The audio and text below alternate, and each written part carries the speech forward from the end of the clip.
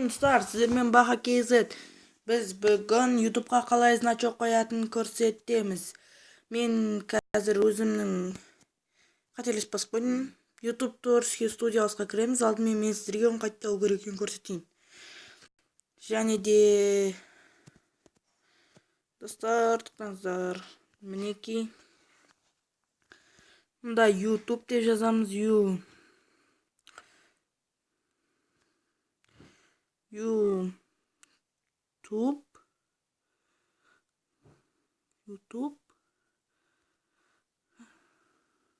Творческая студиясы деп шығып тұр. Осыны басамыз. Және де осы жерден мынаны көшіреміз. Енді осыны басқаннан кейін открытті басамыз. Көшіргеннен кейін открытті басамыз.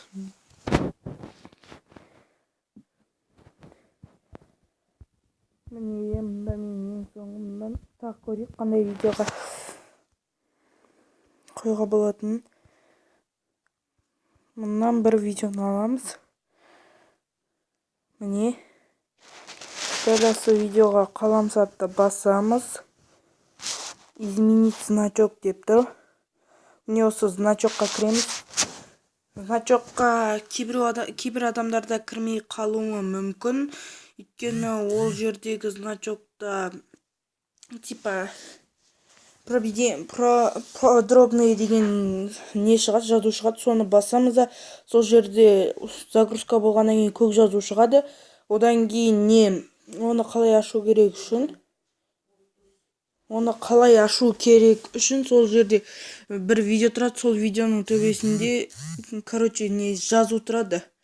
Бір көкпен жазылған жазу тұрады. Соны басқаннан кейін сол жерде өздеріңіз соған қарай жөндейсіздер. Өздеріңіз номерлеріңізді жазып. Мен қазір любой біреуін қойып көрейін.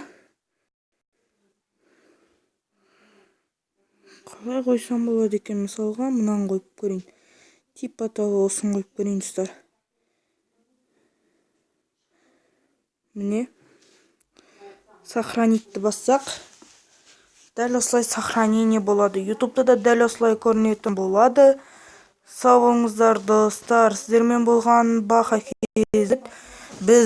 Мен сіздерге осыны қалай жасау керек екенін көрсеттім. Енді осы ойын болады. Енді сау болыңыздар достар. Сіздермен болған Баха KZ. Арнаға жазылып лайк басып кетеміз.